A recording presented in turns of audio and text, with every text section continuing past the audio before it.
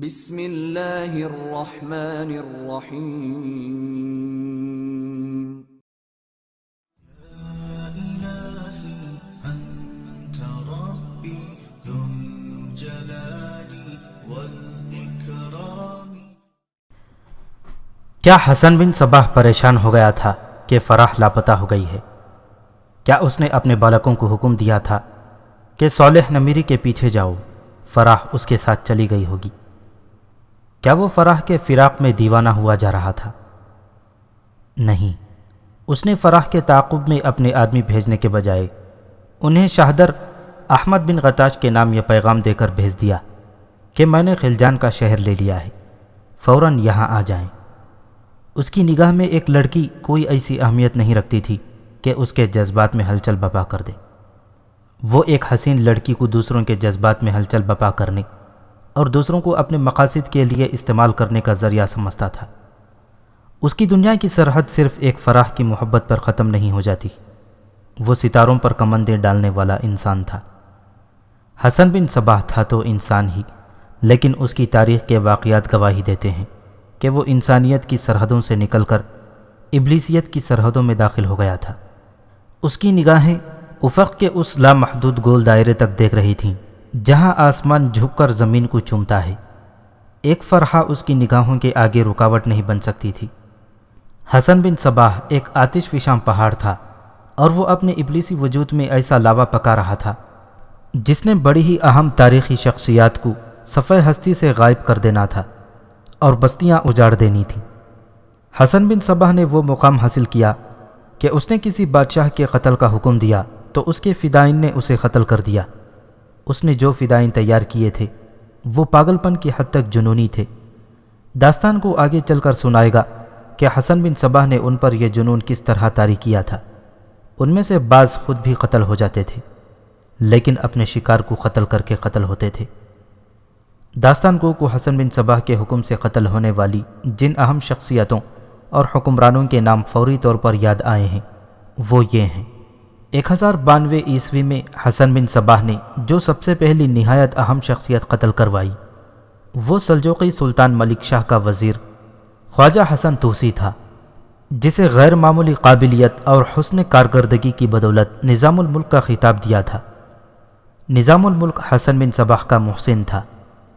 1092 عیسوی میں ہی حسن بن صباح نے نظام الملک کے 2 بیٹوں کو قتل کروا دیا تھا۔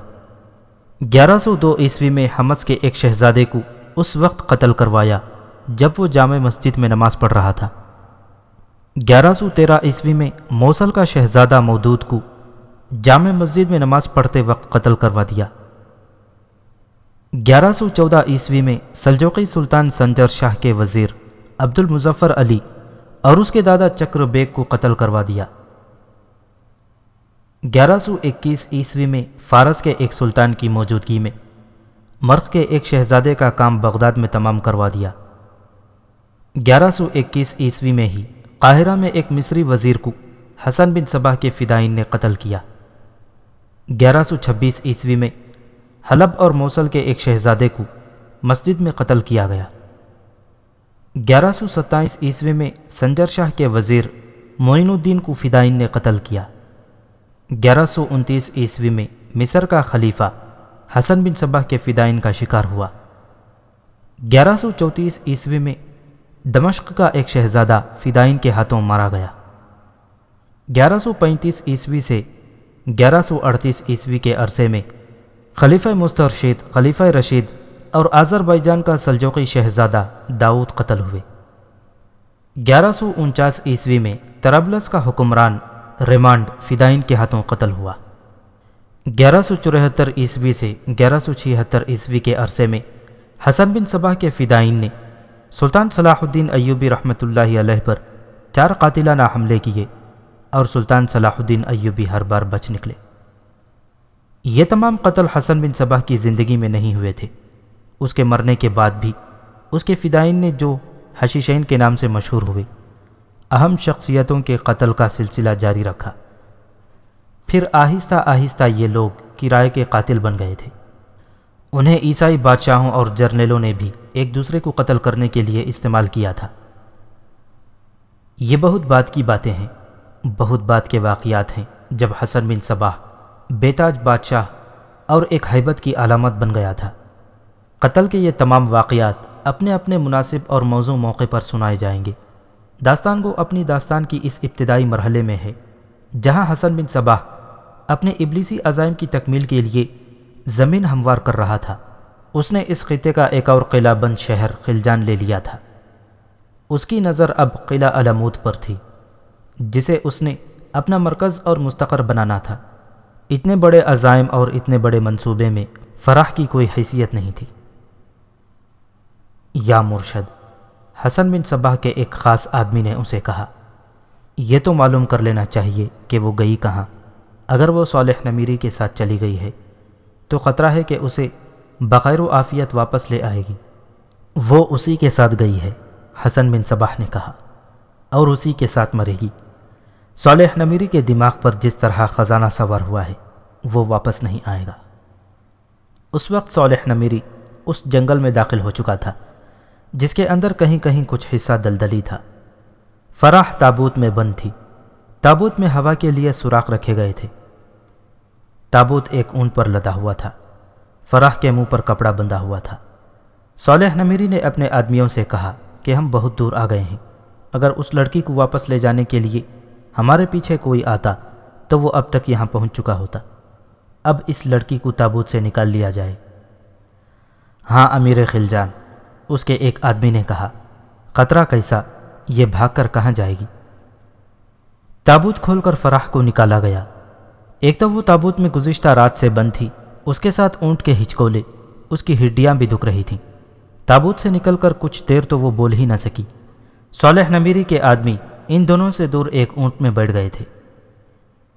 مجھے اپنے ساتھ کیوں لائے ہو؟ فرح نے ایسی آواز میں کہا جو رندھی ہوئی تھی اور غوسیلی بھی تھی۔ محبت کی خاطر، صالح نمیری نے کہا۔ اگر تمہیں میرے ساتھ اتنی ہی محبت ہے تو مجھے اتنی خطرناک مہم پر اپنے ساتھ نہ لے جاؤ۔ فرح نے کہا، کیا میں اتنی مشکلات اور اتنی زیادہ دشواریاں برداشت کر سکوں گی؟ محبت کی ابتدا تو تم نے کی تھی فرح، صالح نے کہا۔ کیا تم میرے پاس محبت کا پیغام لے کر نہیں آئی تھی؟ تم نے خود ہی تو کہا تھا کہ تم میرے ساتھ شادی کرنا چاہتی ہو۔ فرح کی محبت کی جو حقیقت تھی وہ فرح جانتی تھی۔ اسے تو جال میں دانے کے طور پر استعمال کیا گیا تھا۔ وہ صالح کو جال میں لے آئی تھی۔ وہی جانتی تھی کہ اس خزانے کا وجود ہے ہی نہیں جس کی تلاش میں صالح جا رہا ہے۔ وہ یہ بھی جانتی تھی کہ حسن بن صباح نے صالح نمیری کو موت کے منہ میں ڈال دیا ہے اور اس کا زندہ واپس آ جانا کسی صورت میں ممکن نہیں۔ لیکن اس کے اپنے زندہ واپس آ جانے کے امکانات بھی ختم ہو چکے تھے۔ وہ تو اب یہ سوچ رہی تھی کہ حسن بن صباح سے وفا کرے یا اپنی زندگی سے۔ یہ عمر مرنے کی نہیں تھی جب اس کا شباب عروج پر تھا۔ صالح کے ساتھ اس نے بات کر کے دیکھ لی تھی۔ یہ شخص تو ایک چٹان تھا جسے اپنی جگہ سے سرکانا فرح کے بس کی بات نہیں تھی۔ اس کے سامنے ایک راستہ یہ تھا کہ صالح نمیری کو بتا دے کہ وہ ایسے دھوکے کا شکار ہو رہا ہے جس کا انجام موت ہے، اور وہ وہیں سے واپس چلا جائے۔ اور اگر وہ واپس نہ گیا تو وہ صرف مرے گا ہی نہیں بلکہ اس کا اتنا بڑا شہر خلجان اور قلعہ ہاتھ سے نکل جائے گا اور اس کا خاندان بھیکاری بن جائے گا۔ اس نے اس پر غور کیا تو اسے صاف نظر آنے لگا کہ اسے حسن بن صباح غداری کے جرم میں قتل کرا دے گا۔ اسے معلوم تھا کہ حسن بن صباح کا دل رحم اور بخشش کے جذبات سے خالی ہے۔ کسی کو قتل کرا دینے سے اسے روحانی تسکین ملتی تھی۔ فرح کے لیے ادھر بھی موت تھی ادھر بھی موت۔ اسے یہ دیکھنا تھا کہ کون سی موت آسان ہے۔ اگر وہ حسن بن صباح سے وفا کرتی ہے تو وہ آگے آنے والے صحرا میں جھلس کر پیاس سے تڑپ تڑپ کر بڑی ہی اذیت ناک موت مرے گی، جل جل کر مرے گی۔ ایسی موت کے تصور سے ہی اس نے اپنے وجود میں لرزہ محسوس کیا۔ پھر اسے دوسرا خیال آیا، وہ صالح نمیری کو واپس لے جاتی ہے اور حسن بن صباح کو اس کی غداری کا پتہ چل جاتا ہے تو وہ اپنے ہاتھوں یا اپنے کسی آدمی کے ہاتھوں اس کا سر تن سے جدا کرا دے گا۔ یہ موت سہل ہوگی۔ وہ تو زندہ رہنا چاہتی تھی۔ حسن بن صباح نے اسے اعلی کار بنانا تھا اور اسے شہزادی بنا کے رکھا ہوا تھا۔ وہ نہیں چاہتی تھی کہ حسن بن صباح اس کے ہاتھ سے نکل جائے۔ وہ دیکھ رہی تھی کہ حسن بادشاہوں کا بادشاہ بنتا جا رہا تھا، لیکن زندگی بڑی پیاری ہوتی ہے، وہ تو سوچ سوچ کر بے حال ہوئی جا رہی تھی۔ کس گہری سوچ میں کھو گئی ہو فراح، صالح نے کہا۔ واپس جانے کا خیال دل سے نکال دو، دل میں اس خزانے کو رکھو جو ہم لینے جا رہے ہیں۔ میں واپس آ کر باقاعدہ فوج بناؤں گا اور اس علاقے کے تمام قلعے فتح کر لوں گا۔ میں بادشاہ ہوں گا اور تم ملکہ۔ اگر ہم زندہ واپس آئے تو، فراح نے کہا۔ ہم زندہ واپس آئیں گے، صالح نمیری نے کہا۔ اگر میں کہوں کہ آپ جہاں جا رہے ہیں وہاں کوئی خزانہ نہیں تو کیا آپ مان لیں گے؟ بالکل نہیں، صالح نے کہا۔ فراح نے دیکھا کہ صالح نمیری کے دماغ پر خزانہ ایسا سوار ہوا ہے کہ اس کا دماغی توازن صحیح نہیں رہا۔ اس نے ایک اور دلیل سوچ لی۔ آپ تو بڑے پکے مسلمان ہوا کرتے تھے، فراح نے کہا۔ پتہ چلا تھا کہ آپ زاہد اور پارساں ہیں، اہل سنت ہیں، لیکن اس خزانے نے تو آپ کے دل سے خدا کو نکال دیا ہے۔ میں آپ کی کچھ نہیں لگتی، لیکن آپ مجھے اپنے ساتھ لے آئے ہیں صرف اس لیے کہ میں خوبصورت اور جوان لڑکی ہوں۔ میں جانتا ہوں تم کیا کہنا چاہتی ہو، صالح نے اس کی بات کاٹتے ہوئے کہا۔ مجھے آگے جانے سے روکنے کے لیے تم یہ کہو گی کہ مسلمان اپنے دلوں میں خزانے کا لالچ نہیں رکھا کرتے۔ تم مجھے خلفائے راشدین کی سادگی کی باتیں سناؤ گی۔ میری بات غور سے سن لو فراح، وہ وقت اور تھا، وہ مسلمان اور تھے۔ آج کے وقت کا تقاضا کچھ اور ہے۔ آج طاقت اس کے پاس ہے جس کے پاس خزانہ ہے۔ میں تو کہتا ہوں کہ آج خدا بھی اسی کا ہے جس کے پاس خزانہ ہے۔ میں نے خدا کے آگے رکوع و سجود کرتے ایک عمر گزار دی ہے، لیکن خدا نے مجھے اس خزانے کا اشارہ نہیں دیا۔ اچانک اس کی آواز اونچی اور تحکمانہ ہو گئی۔ اس نے کہا، تم میری ملکیت ہو، تم اس سفر کی صعوبتوں اور خطروں کے اور موت کے خوف سے مجھے آگے بڑھنے سے روک رہی ہو۔ میں قلعہ خلجان کا والی اور امیر شہر ہوں، میرا حکم چلتا ہے۔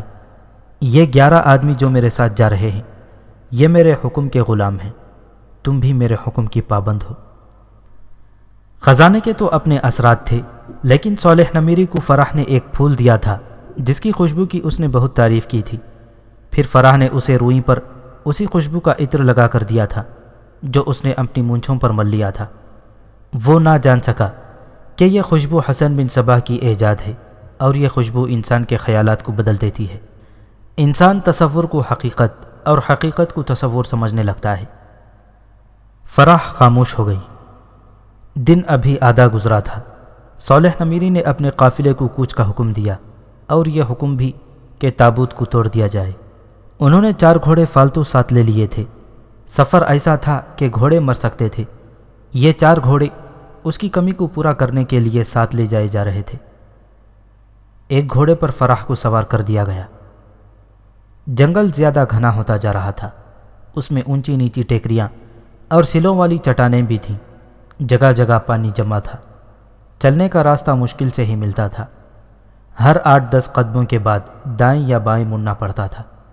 اس طرح فاصلہ زیادہ ہی ہوتا جا رہا تھا۔ سورج افق کے پیچھے چلا گیا۔ جنگل اتنا گھنا تھا کہ شام بہت جلد تاریک ہو گئی۔ صالح نمیری وہیں رک گیا اور اپنے آدمیوں سے کہا کہ رات گزارنے کے لیے جگہ دیکھیں۔ تھوڑی ہی دیر میں ایک جگہ دیکھ لی گئی جو قدرے وسیع اور ہموار تھی۔ اس کے ارد گرد ہری سرسبز ٹیکریاں تھیں۔ گھنے درختوں نے شامیانے تان رکھے تھے۔ 2 مشعلیں جلا کر زمین میں گاڑ دی گئیں۔ صالح نمیری کا خیمہ نصب ہونے لگا تو فراح بگڑ گئی۔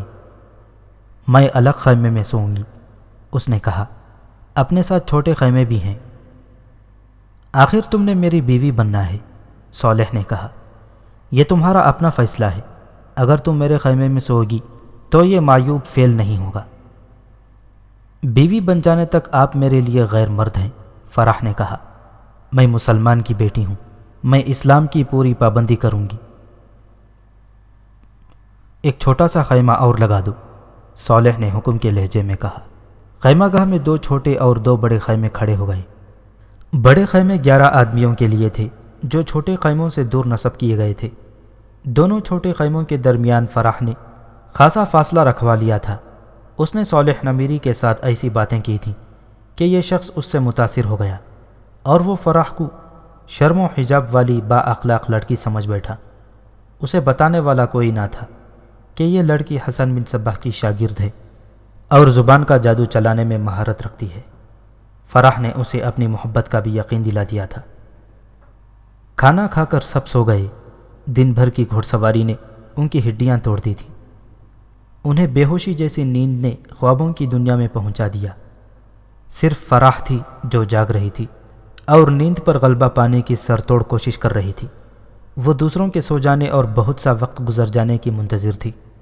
اس نے کچھ سوچ کر صالح نمیری کے ساتھ وہ باتیں کی تھیں جن سے وہ متاثر بلکہ مسحور ہو گیا تھا۔ چاند اوپر آ گیا۔ مشعلیں سونے سے پہلے بجھا دی گئی۔ جنگل اور صحرا کی چاندنی بڑی شفاف ہوا کرتی ہے۔ چاندنی کی کرنیں درختوں سے چھن چھن کر آ رہی تھیں۔ رات دبے پاؤں گزرتی جا رہی تھی۔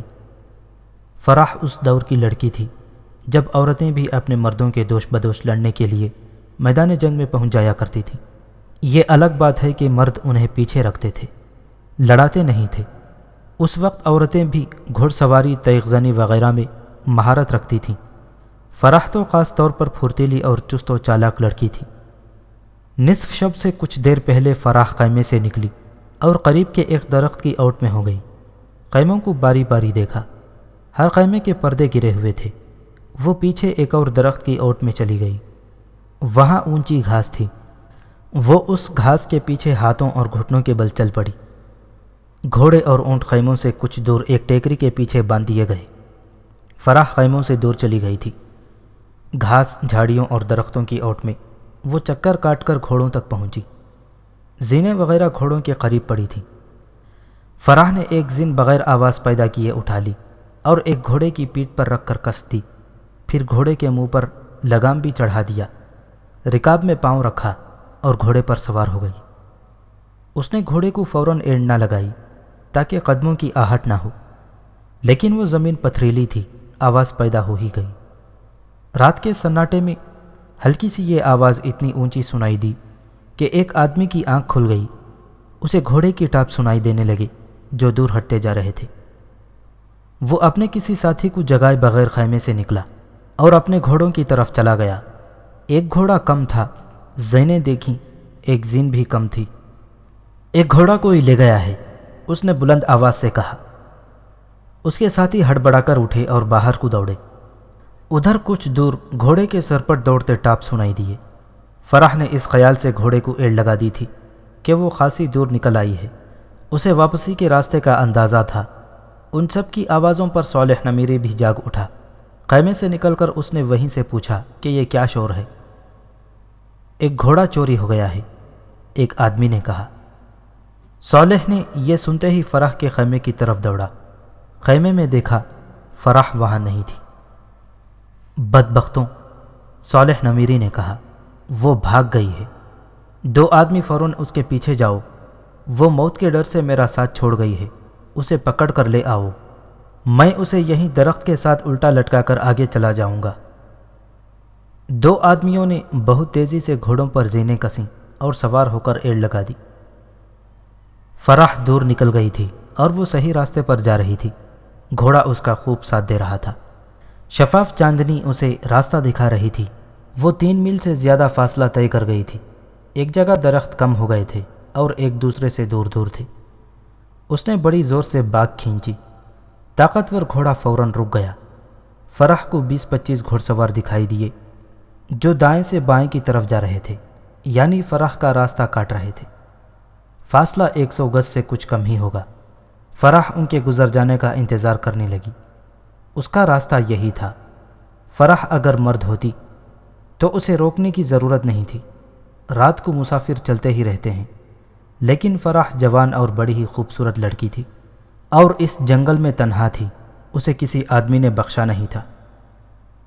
ان سواروں میں سے کسی نے فراح کو دیکھ لیا اور ایک آدمی کو بتایا جو اس قافلے کے آگے آگے جا رہا تھا۔ اس نے حکم دیا کہ جاؤ دیکھو کون ہے، مجھے تو عورت لگتی ہے۔ ایک سوار نے فراح کی طرف گھوڑا دوڑا دیا۔ فراح نے اپنا گھوڑا ایک اور طرف دوڑا دیا۔ حکم دینے والے آدمی نے کہا کہ 2-3 اور آدمی جاؤ۔ 3 اور سواروں نے گھوڑے دوڑا دیے۔ فرح نے ان سے بچنے کی بہت کوشش کی، گھوڑے کو بہت موڑا اور گھمایا، لیکن وہ 4 سواروں کے گھیرے میں آ گئی اور پکڑی گئی۔ ادھر سے صالح نمیری کے 2 سوار آ گئے، انہوں نے فرح کو دیکھا تو رک گئے۔ یہ ہمارے امیر کی لڑکی ہے، ایک سوار نے کہا، اس سے بھاگ آئی ہے، اسے ہمارے حوالے کر دو۔ نہیں، فرح نے کہا، یہ جھوٹ کہتے ہیں، ان کے امیر کے ساتھ میرا کوئی تعلق نہیں، یہ مجھے اغوا کر کے لے جا رہے تھے اور میں بھاگ آئی، مجھے خلجان پہنچا دو۔ تم بھائیوں جاؤ، صالح نمیری کے ایک سوار نے کہا، یہ جس کی لڑکی ہے وہ خلجان کا امیر اور والی قلعہ ہے، ہم اسے اس کے حوالے کر دیں گے۔ فرح نے ان کے ساتھ جانے سے صاف انکار کر دیا۔ 4 سواروں نے صالح نمیری کے سواروں سے کہا کہ وہ واپس چلے جائیں اور اس لڑکی کو بھول جائیں۔ دونوں سواروں نے ان 4 سواروں کو عام مسافر سمجھ کر تلواریں نکال لیں، ان چاروں نے بھی تلواریں نکال لیں، پھر تلواروں سے تلواریں ٹکرانے لگیں۔ تب ان 2 سواروں کو پتہ چلا کہ یہ تو بڑے ماہر تیغزن ہیں، انہوں نے مقابلہ تو کیا لیکن وہ 4 تھے، ان کی تلواروں نے ان دونوں کو بری طرح کاٹ کر پھینکا۔ ان سواروں نے صالح نمیری کے سواروں کی تلواریں اٹھائیں، نیامیں اتار کر تلواریں ان میں ڈالیں، ان کے گھوڑے پکڑے اور فرح کو ساتھ لے کر چل پڑے۔ تم کون لوگ ہو؟ فرح نے ان سے پوچھا، کہاں جا رہے ہو؟ غلط فہمی میں نہ رہنا لڑکی، ایک نے کہا، ہم کسی کو دھوکے میں نہیں رکھا کرتے، ہم صحرائی قزاق ہیں، اپنے سردار کے پاس جا رہے ہیں۔ کیا تم لوگ مجھے خلجان پہنچا دو گے؟ فرح نے کہا، مجھے خلجان کے راستے پر ڈال دینا، میں اکیلی چلی جاؤں گی۔ تمہارے اس سوال کا جواب ہمارا سردار ہی دے سکتا ہے، ایک سوار نے کہا۔ جواب مجھ سے سن لو، ایک اور سوار بولا، تم بہت حسین لڑکی ہو، ہیروں کی قدر صرف ہمارا سردار ہی کر سکتا ہے، وہ تمہیں نہیں جانے دے گا۔ فرح کے لیے یہ خبر بہت ہی بری تھی، وہ کچھ بھی نہیں کر سکتی تھی سوائے اس کے کہ ان کے ساتھ چلی جاتی۔ اس نے کیا بھی یہی، مزاحمت کی دور کی بات ہے، اس نے زبان بھی نہ ہلائی اور اس طرح ان کے ساتھ چل پڑی جیسے وہ اپنی خوشی اور مرضی سے جا رہی ہو، لیکن اس کا دماغ بڑی تیزی سے سوچ رہا تھا۔ اس کے دل و دماغ میں حسن بن صباح طاری رہتا تھا، اس لیے اس کے سوچنے کا انداز حسن بن صباح جیسا ہی تھا، اور یہ انداز ابلیسی تھا۔ ایسے انداز فکر میں یہ پابندی نہیں ہوا کرتی کہ کسی کے جذبات کو ٹھیس نہ پہنچے اور اپنا مفاد حاصل کرتے کرتے کسی اور کی حق تلفی نہ ہو جائے۔ اس لڑکی کے سوچنے کا انداز یہ تھا کہ باپ بیٹے کو ذبح کر دے، بہن بھائی کا گلا کاٹ دے، بیٹا ماں کا پیٹ چاک کر دے، میرا بھلا ہو جائے۔ قزاقوں کے سردار تک پہنچتے فرح کے دماغ نے اسے راہ نجات دکھا دی۔ اوہ! سردار نے چاندنی میں فرح کا چہرہ دیکھ کر حیرت زدگی کے عالم میں کہا، کیسے مان لوں کہ تو نسل انسانی سے ہے اور تو جہان دیگر کی پراسرار مخلوق میں سے نہیں۔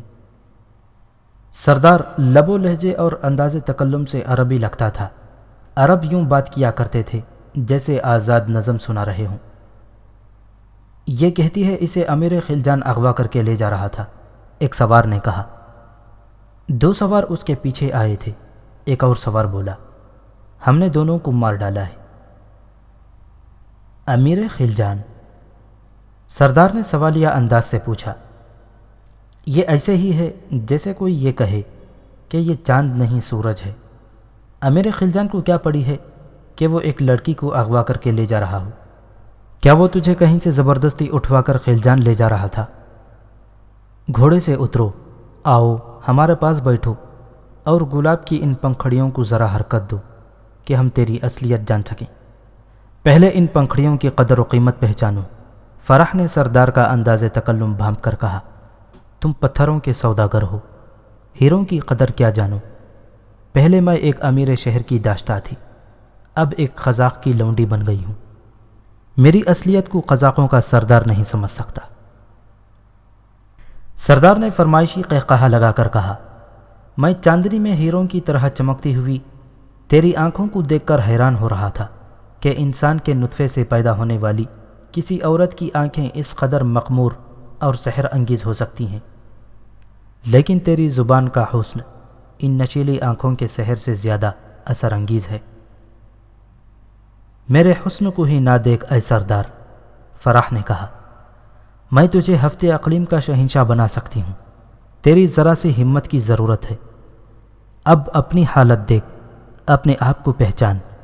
کیا تو شکار کی تلاش میں جنگل جنگل صحرا صحرا مارا مارا نہیں پھر رہا؟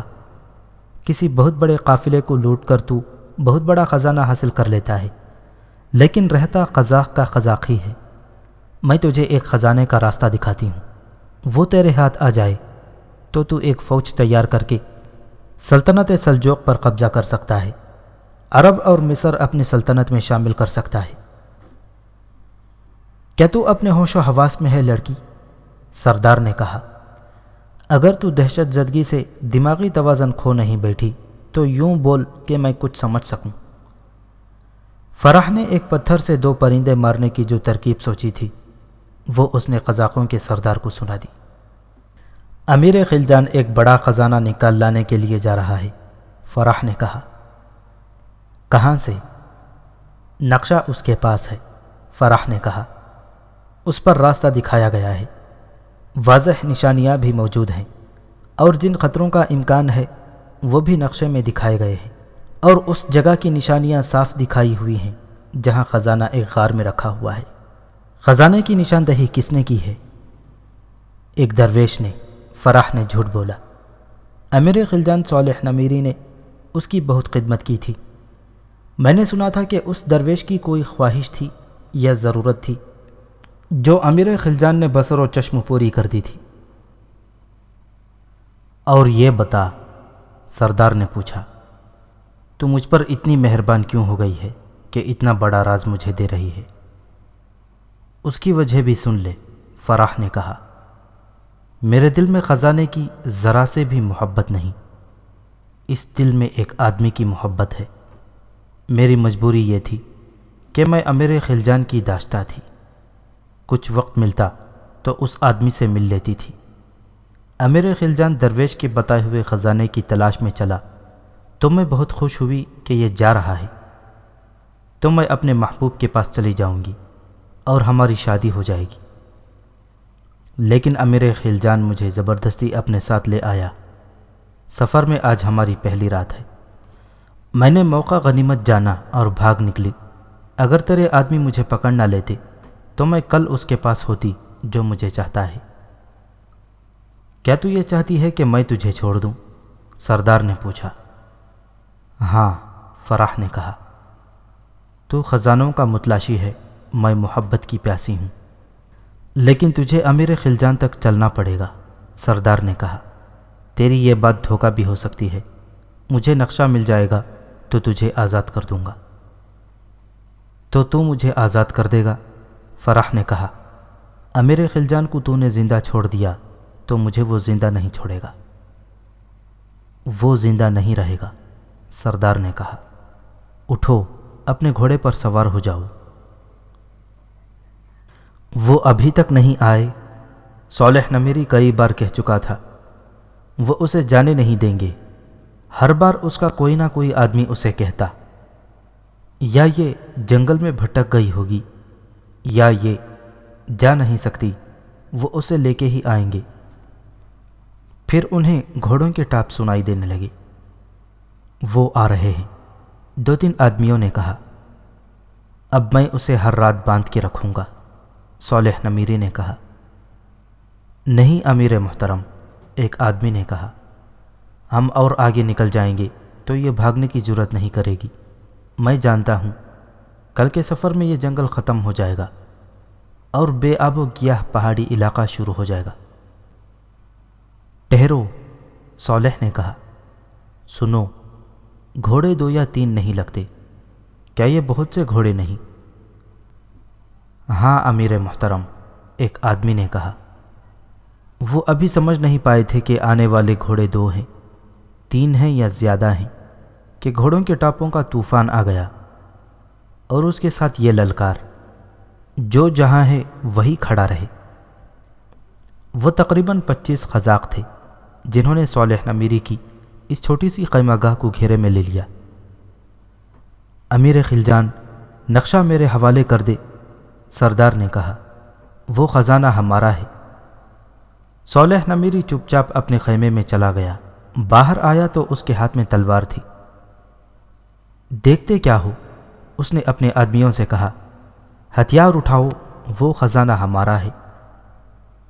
ایک بار پھر سوچ لے صالح، سردار نے کہا۔ ہم قزاق ہیں اور ہم زیادہ ہیں۔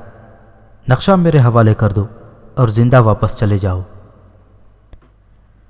صالح نمیری کچھ جواب دیے بغیر سردار کی طرف تیزی سے بڑھا۔ سردار کا گھوڑا اس کی طرف بڑھا۔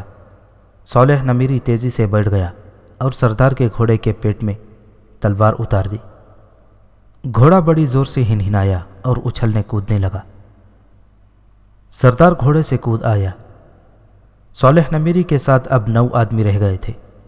وہ جانباز قسم کے آدمی تھے۔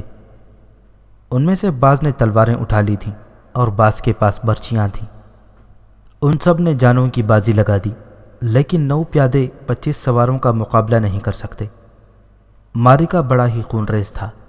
فرح الگ کھڑی دیکھ رہی تھی اور اپنی چال کی کامیابی پر بہت ہی خوش تھی۔ وہ اب بھاگ نکلنے کا موقع دیکھ رہی تھی۔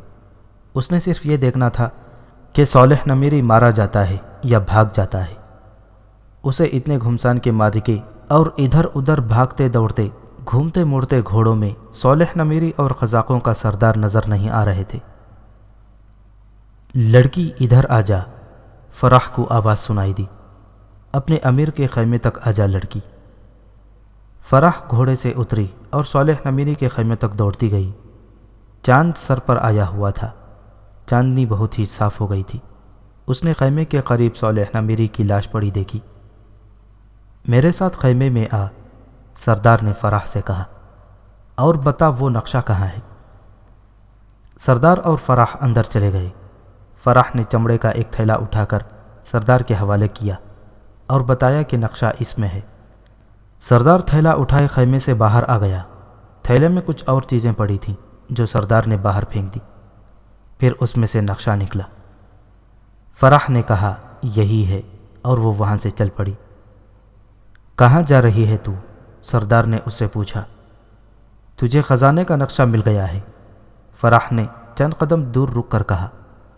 سمجھ لے کہ تجھے خزانہ مل گیا ہے اور مجھے آزادی مل گئی ہے۔ ٹھہر جا، سردار نے کہا۔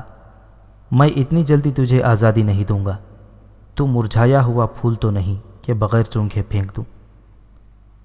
وہ قزاقوں کا سردار تھا، کوئی شریف اور معزز آدمی نہیں تھا کہ اپنے وعدے کا پاس کرتا۔ اتنی خوبصورت لڑکی کو وہ کیوں کر چھوڑ دیتا؟ فرح اپنے گھوڑے کی طرف دوڑی تو سردار اس کے راستے میں آ گیا۔ فرح دوسری طرف دوڑ پڑی۔ لڑائی ابھی لڑی جا رہی تھی۔ صالح نمیری کے آدمی مارے جا رہے تھے۔ انہوں نے مرنے سے پہلے کچھ قزاقوں کو بھی مار ڈالا تھا۔ فرح دوسری طرف دوڑی تو سردار اس کے پیچھے گیا۔ فرح اس کوشش میں تھی کہ وہ مرے ہوئے کسی آدمی کے گھوڑے تک پہنچ جائے۔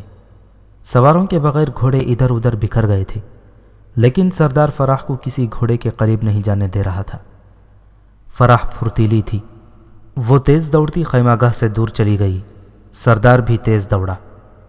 آگے اونچی اور گھنی جھاڑیاں تھیں جو باڑ کی طرح ایک دوسرے سے ملی ہوئی تھیں۔ فرح ان میں سے گزر گئی، لیکن آگے دلدل تھی۔ وہ راستہ بدلنے ہی لگی تھی کہ سردار پہنچ گیا۔ فرح دلدل میں چلتی آگے چلی گئی۔ چند ہی قدم آگے گئی ہوگی کہ اسے ایسے لگا جیسے اس کے پاؤں تلے سے زمین نکل گئی ہو۔ وہ نیچے جانے لگی۔ سردار چیتے کی طرح اس پر جھپٹا اور وہ بھی نیچے ہی نیچے جانے لگا۔ یہ دلدل تھی جو ہر چیز کو اپنے اندر غائب کر دیا کرتی ہے۔ فرح اور سردار نے ایک دوسرے کو پکڑ لیا۔ فرح چیخ اور چلا رہی تھی۔ سردار اپنے آدمیوں کا نام لے لے کر پکار رہا تھا اور وہ دونوں دلدل میں دھسے جا رہے تھے۔ سردار کے ہاتھ سے خزانے کا نقشہ چھوٹ گیا تھا۔ یہ نقشہ بے بنیاد تھا اور خزانہ ایک فریب اور ایک مفروضہ تھا۔ سردار کے 3-4 آدمی آ گئے۔ انہیں اپنے سردار اور فرح کے سر نظر آئے اور یہ بھی دلدل میں غائب ہو گئے۔ تیسرے یا چوتھے روز احمد بن غتاش شہدر سے خلجان پہنچ گیا۔ خلجان کا قلعہ مبارک ہو پیر و مرشد، حسن بن صباح نے اس کا استقبال کرتے ہوئے کہا۔ کیا صالح نمیری کی واپسی کا کوئی امکان نہیں؟ احمد بن غتاش نے پوچھا۔ نہیں، حسن بن صباح نے جواب دیا۔ خزانہ وہ اژدہا ہے جو آج تک نہ جانے کتنے انسانوں کو نگل چکا ہے۔ اس نے بڑے جابر بادشاہوں کو بھی نگلا ہے، اور اس نے مومنین کو، زاہدوں اور پارساؤں کو بھی نگلا ہے۔ وہ صالح نمیری جو مجھ پر لعن طعن کرنے آیا تھا کہ تم خدا کے ایلچی کیسے بن گئے، اور وہ صالح نمیری جو دعویٰ کرتا تھا کہ اللہ کے واحد عقیدے کی پیروکار صرف اہل سنت ہیں اور وہی اللہ کے قریب ہیں، وہ صالح نمیری خدا اور اپنے عقیدوں کو فراموش کر کے خزانے کی تلاش میں چلا گیا۔ فرح بھی اس کے ساتھ چلی گئی تھی۔ کیا تمہیں اس کا افسوس نہیں؟ احمد بن غتاش نے پوچھا۔ نہیں مرشد، حسن بن صباح نے کہا۔ میں حیران ہوں یہ جانتے ہوئے کہ ہم صالح نمیری کو خزانے کا دھوکہ دے کر غائب کر رہے ہیں، اور وہ اس کے ساتھ کیوں چلی گئی؟ اتنے میں دربان نے اندر آ کر بتایا کہ والی خلجان صالح نمیری کا ایک آدمی بہت بری حالت میں آیا ہے۔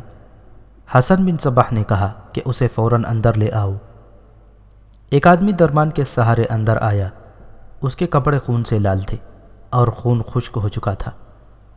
اس کے سر پر، بازوؤں پر اور ران پر کپڑے لپٹے ہوئے تھے۔ احمد بن غتاش کے کہنے پر اسے پانی پلایا گیا۔ وہ تو جیسے آخری سانسیں لے رہا تھا۔ کون ہو تم؟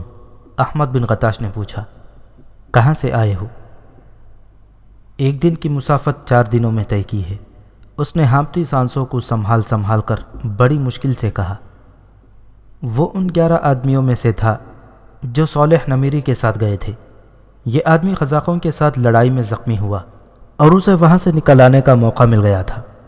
وہ صالح نمیری کے نمک حلال اور وفادار ملازموں میں سے تھا۔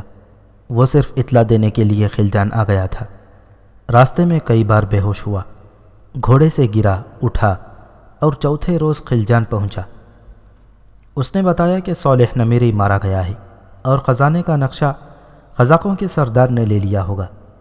فرح کے متعلق اس نے بتایا کہ وہ قزاقوں کے قبضے میں تھی۔ اس نے فرح اور سردار کو دلدل میں ڈوبتے نہیں دیکھا تھا۔ یہ وفادار شخص باتیں کرتے کرتے خاموش ہو گیا اور اس کا سر ایک طرف لڑک گیا۔ وہ ہمیشہ کے لیے خاموش ہو گیا۔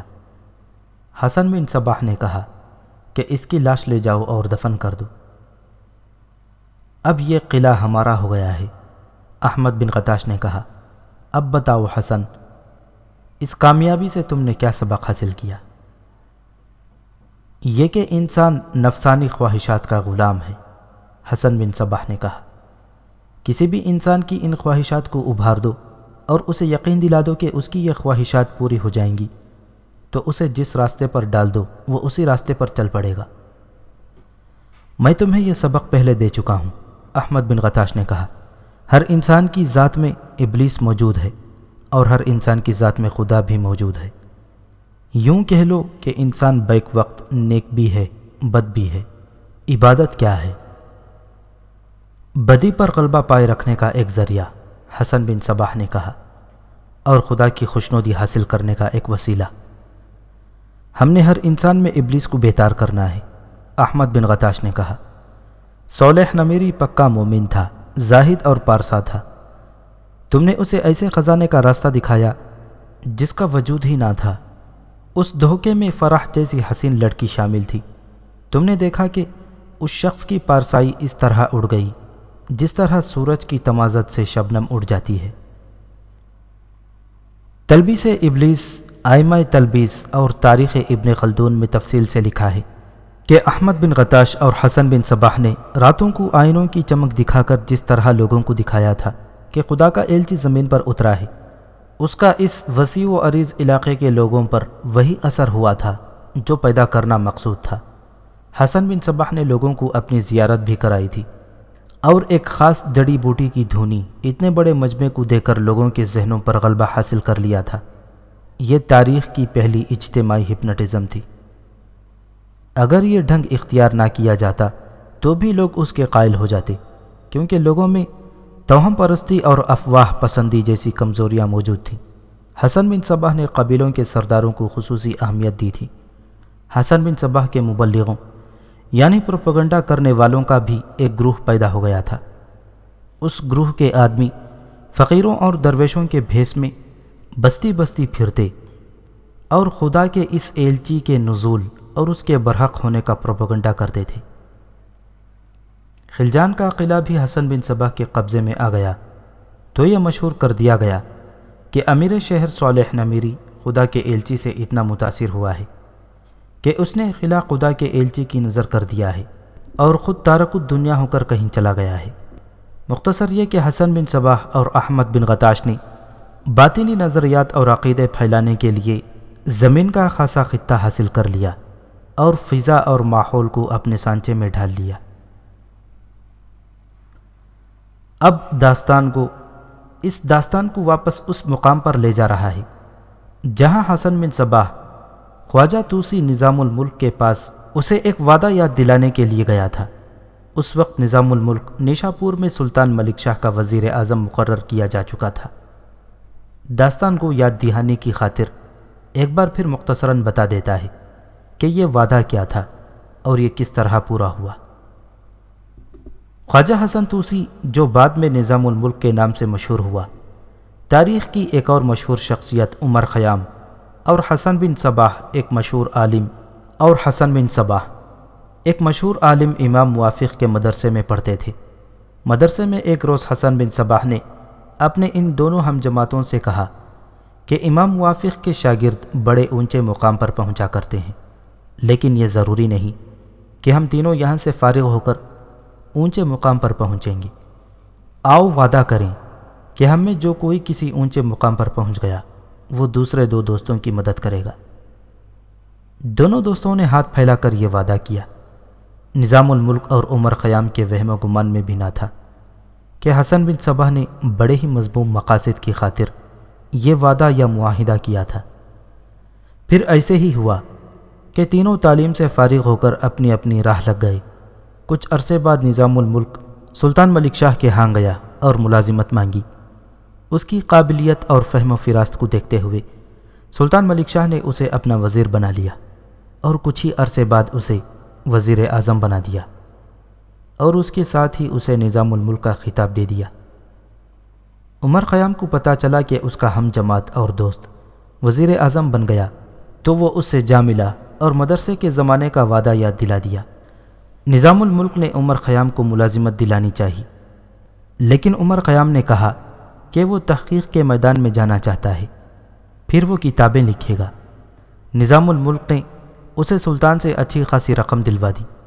عمر خیام نے حکمت میں نام پیدا کیا اور ایسی کتابیں لکھیں جو آج تک سند کے طور پر استعمال ہوتی ہیں۔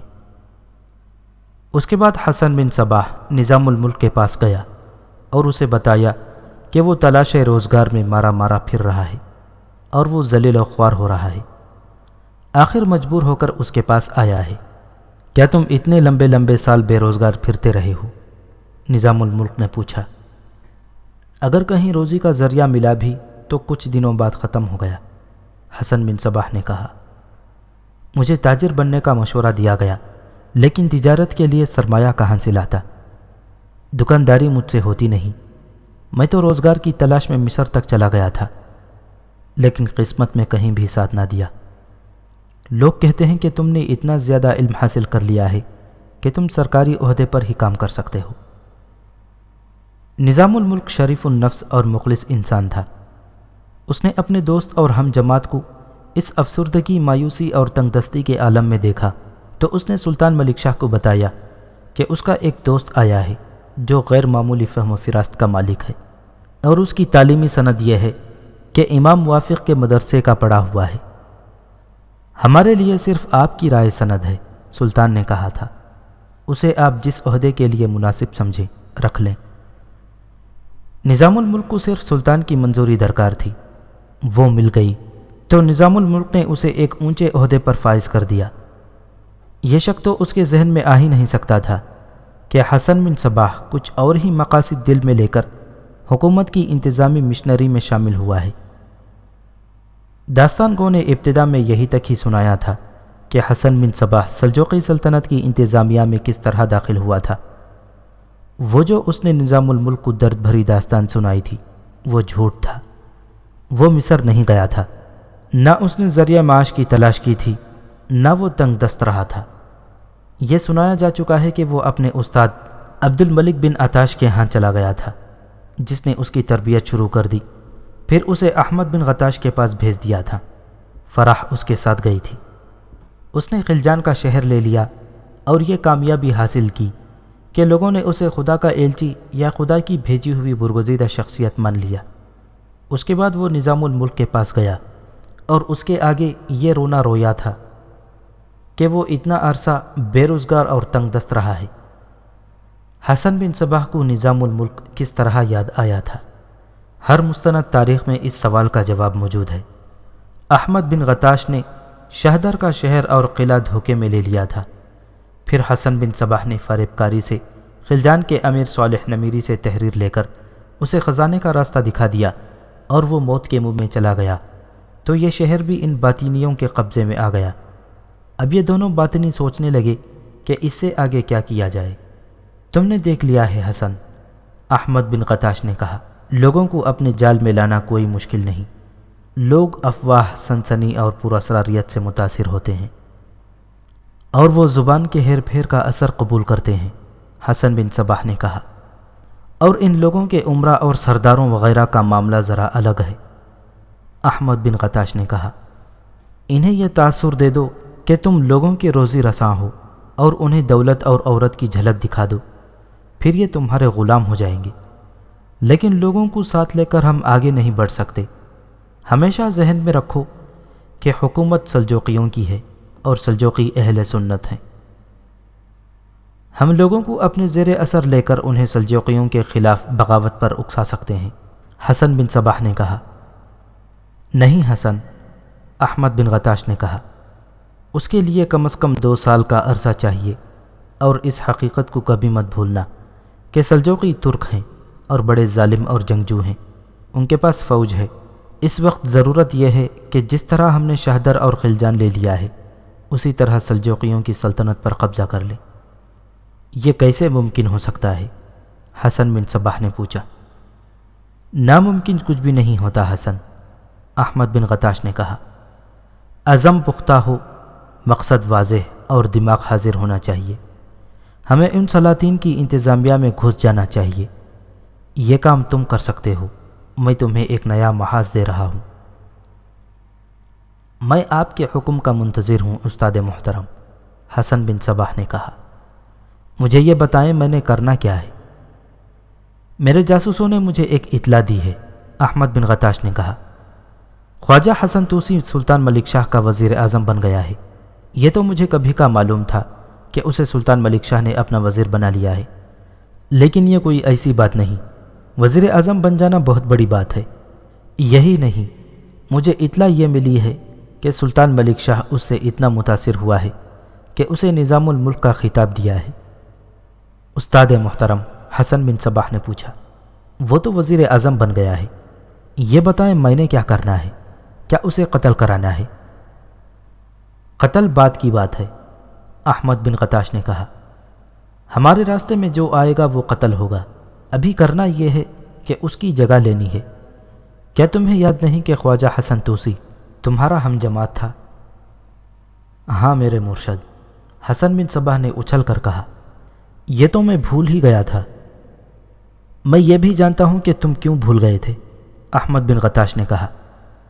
مدرسے سے نکلتے ہی تمہیں عبد الملک بن عطاش کے حوالے کر دیا گیا تھا، پھر تمہاری سرگرمیاں ایسی رہیں کہ تمہیں اور کچھ یاد آ ہی نہیں سکتا تھا۔ مجھے کچھ اور بھی یاد آ گیا ہے، حسن بن صباح نے کہا۔ مدرسے میں ہم 3 دوست تھے، عمر، خواجہ حسن اور میں۔ ہم نے معاہدہ کیا تھا کہ مدرسے سے فارغ ہو کر ہم میں سے کسی کو کہیں بڑا عہدہ مل گیا تو دونوں کو کسی اچھے عہدے پر فائز کرائے گا۔ میرا کام تو آسان ہو گیا ہے، کل صبح روانہ ہو جاؤں گا اور خواجہ حسن کو اس کا وعدہ یاد دلاؤں گا۔ دیکھا حسن، احمد بن غطاش نے کہا، ہمارا ہر کام آسان ہوتا چلا جا رہا ہے۔ یہ ثبوت ہے کہ ہم حق پر ہیں اور خدا ہماری مدد کر رہا ہے۔ یہ بھی یاد رکھو کہ سلطان ملک شاہ اب نشاپور میں نہیں، اب اس کا دارالحکومت مرو میں ہے۔